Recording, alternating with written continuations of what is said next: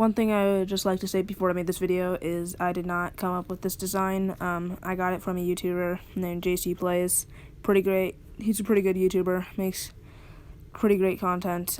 Has a lot of videos that work for Minecraft Bedrock Edition. That's how I got the idea for the iron farm. I did not design it.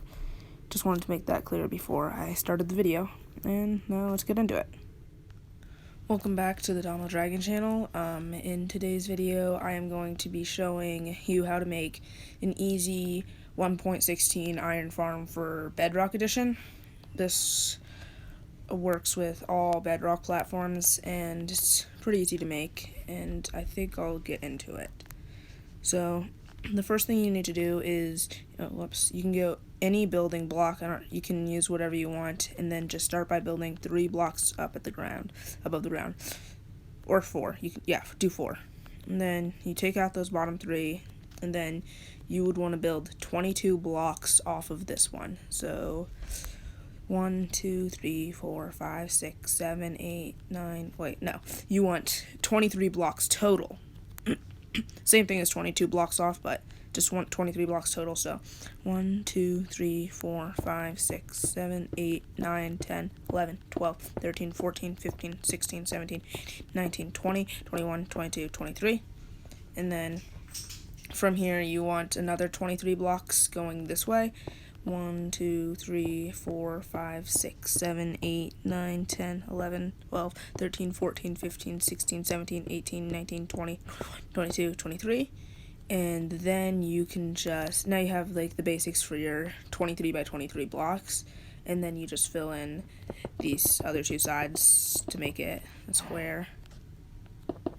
And you don't have to worry about the counting, because if you did the first 2 parts right, these should match up easily. And then after that, you're just going to want to fill in your 23 by 23 box all the way in.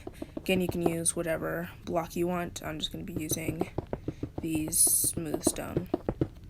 After you have made your 23 by 23 box platform and filled it in, then you want to go along the edges and then build up 1 block, well, 2 blocks around the edges.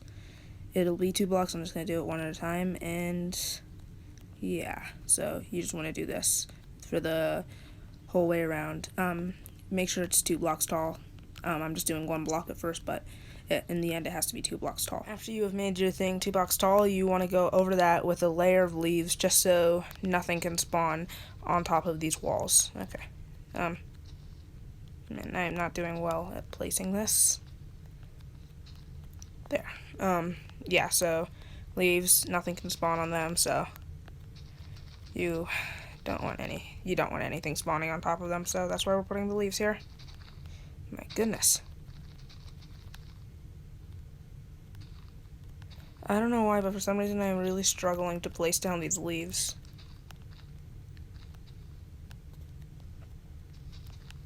But yeah.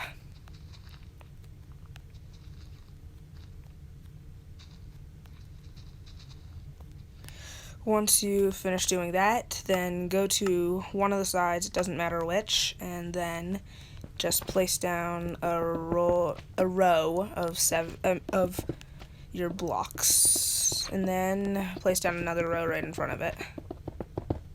Doesn't matter which side you're doing this on, but whichever side you do, go to the exact opposite and do the exact same thing, and then we'll move on once I finish that. So yeah, you just want to put down all your stuff, all your blocks just right here, like in 2 rows. So then, yeah, it should look like this so far. Next, you should get some water buckets, and then if you are in survival and doing this, I suggest you make an infinite water source. You can do that one of 2 ways. Well, 2 easy ways here. Well, one way is just put down 2 there, and then you can take from there. Just uses 2 water buckets, another, and just do this, and then always take from the center. Wait, no, I did not mean to dig that 1 block down. There. Then just always take from the center. And yeah, so now with your water buckets, then you can just start covering all of the back row of this in the water buckets. And then you'll also do that over here.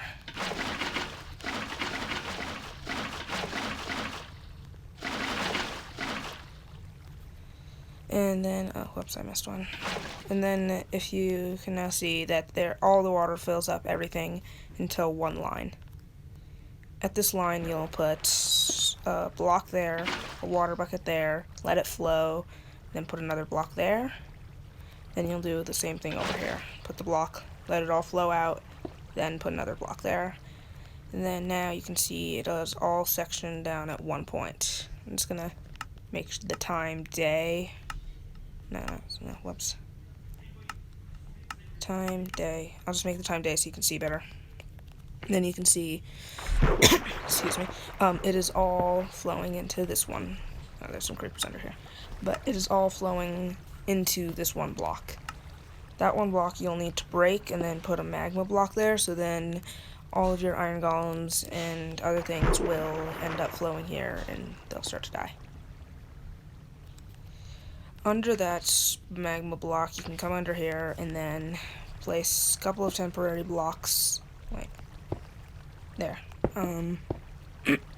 Sorry.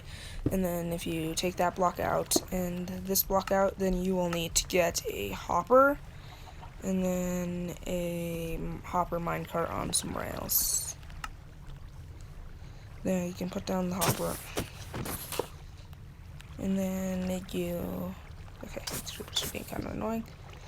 And then you can shift, put the rails down, and then put the hopper there. That hopper will collect all your loot from the iron golems. And then under that hopper, you can break these temporary blocks. And, Jesus, ton of creepers under here.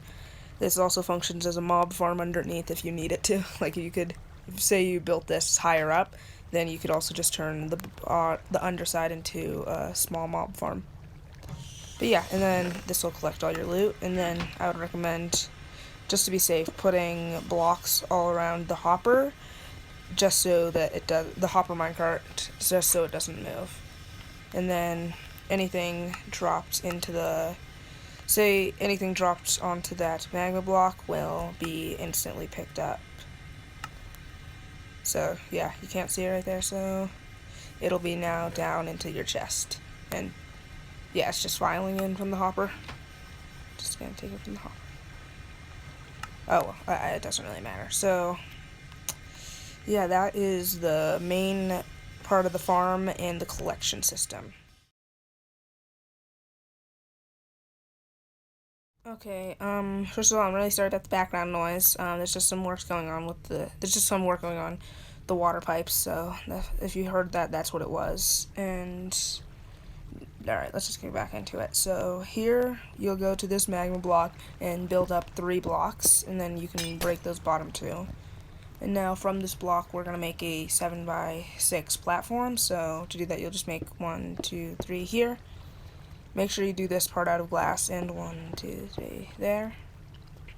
Now that you're here, just make 3 blocks off this way, and then 2 blocks here, and then you can just fill in your platform all the way. And then you have your 7x6 platform.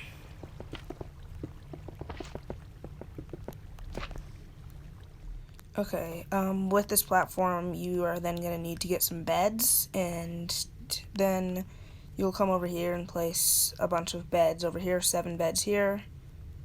Yeah, that's 7. So, and then another 7 beds here, 1, 2, 3, 4, 5, 6, 7. And then on the sides, you'll make 3 beds. 1, 2, 3, and 1, 2, 3.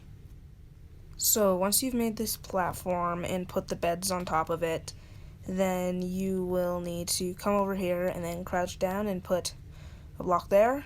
Make sure it's glass. Then do 4 more blocks off that. So 1, 2, 3, 4. Then put 5 more blocks here, and then 5 more blocks there. Here you want to go to the side and then add a block there and then extend that forward 2 blocks, and you'll want to do that here too. Again, just going to make sure it's day, so just so you can see better. Once you've done that, you're going to want to put some sort of workstation block in here. I'm just going to use fleshing tables, and you can use whatever you want. So yeah, now you just want to put another layer of glass up here all around so that your villagers don't escape. And yeah, and now you're also going to want to do that same thing to the other side. No, bounce on the bed. So you put one block down here, then extend it to 4 more. So 1, 2, 3, 4. Then put 5 blocks here and 5 blocks here. Whoops. Now you add a block there and then extend it too. Same with this side. And you fill this up with fletching tables again.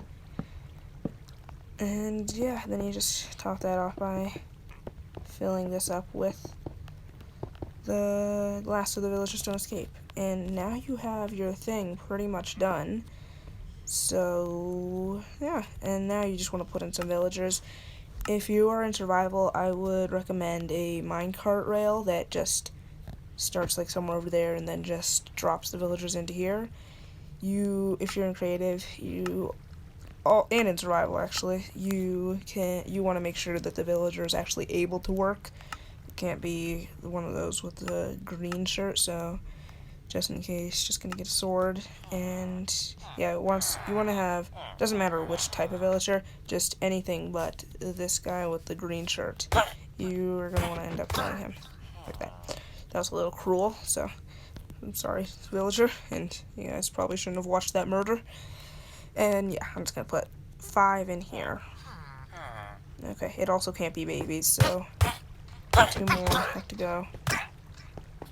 And yeah, the beds are all here and the fletching tables are here so that they can have their jobs there.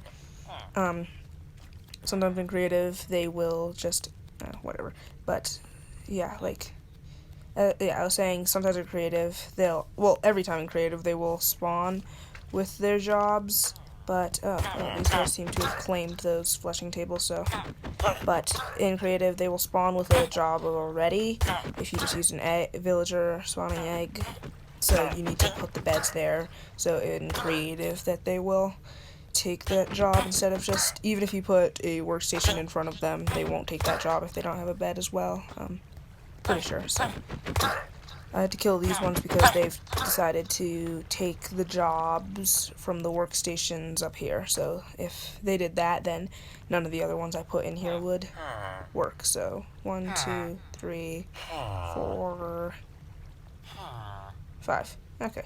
Because look, I'm just going to go a little bit of distance away. And there. Yeah, he's a librarian. I put a fletching table there.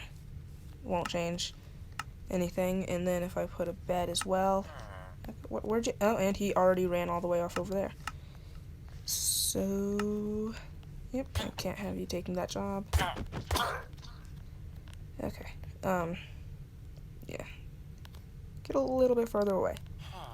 And yeah, there. Okay, I guess this guy completely decided to, oh wait, no, he's going all the way over there. Okay, but either way,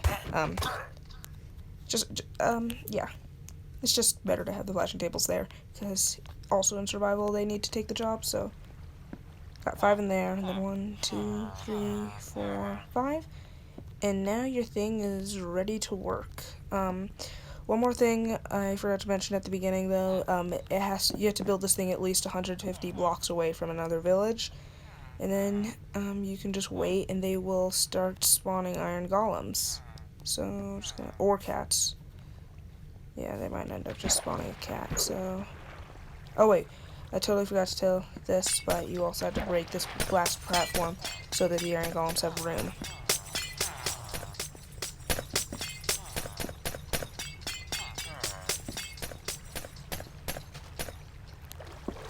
And this wall needs to go back. Is that sand? Okay, that's more sand. And yeah, there we go. So,